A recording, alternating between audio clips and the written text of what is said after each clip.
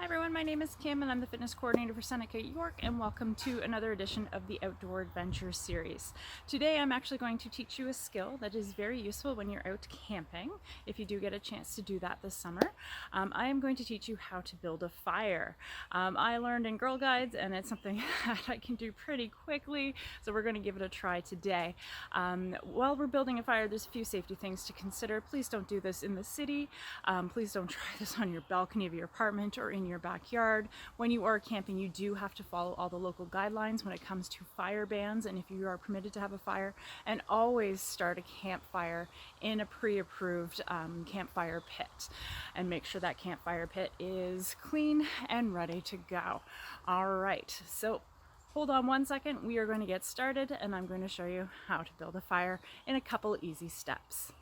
All right, so to start a fire, you just need a few pieces of equipment. You don't need a lot, and you do not need gasoline, and you do not need fire starter. So what I'm going to do is I'm going to teach you the way that I learned when I was back in the Girl Guides, and the way that I've carried on for years. So this is just a sheet of paper, some newspaper, and what you're going to do is you're going to bunch that up. And you can use a couple. You're going to bunch that up. And what you want to do is you want to make sure your fire pit is clean. This one does need to be a little bit cleaned. We have been burning stuff all day. So let's hope that it is cool enough to do this.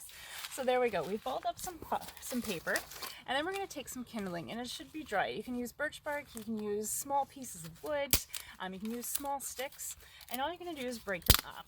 And what we're going to do is we're going to make a triangle with the kindling.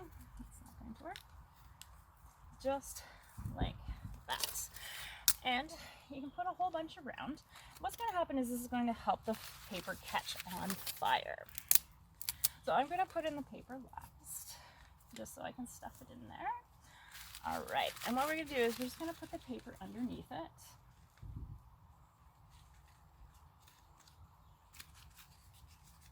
It's all catching on fire.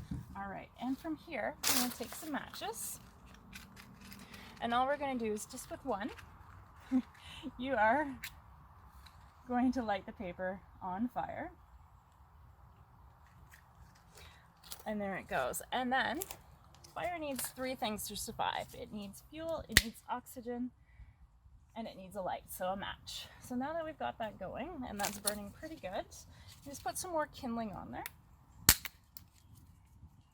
And you don't want to get too close to your fire as well. And the other thing you should have close by is a jug of water, just in case. And now that the kindling's going and that fire is started, this is where we can put the heavier pieces of wood on, just to keep it going. This is its fuel. And just drop that on. And what you want to make sure you do is you don't suffocate your fire when it's still just starting to grow by putting too much on at once. And you want to make sure you cut up your wood before you start playing with a fire as well. And there we go. And we just let that go and burn. And if for some reason it isn't going, you can always use like a piece of wood and you can make a fan. And once again, the oxygen is going to feed those flames and it's going to start to burn that wood. Thank you so much for tuning in. Please be responsible when you're making a fire. Once again, don't do it at home. Don't do it in your backyard. Make sure you're in a pre-approved fire pit on a campsite and you are allowed to have a fire. Thank you, everyone. I hope you have a great day. Stay safe.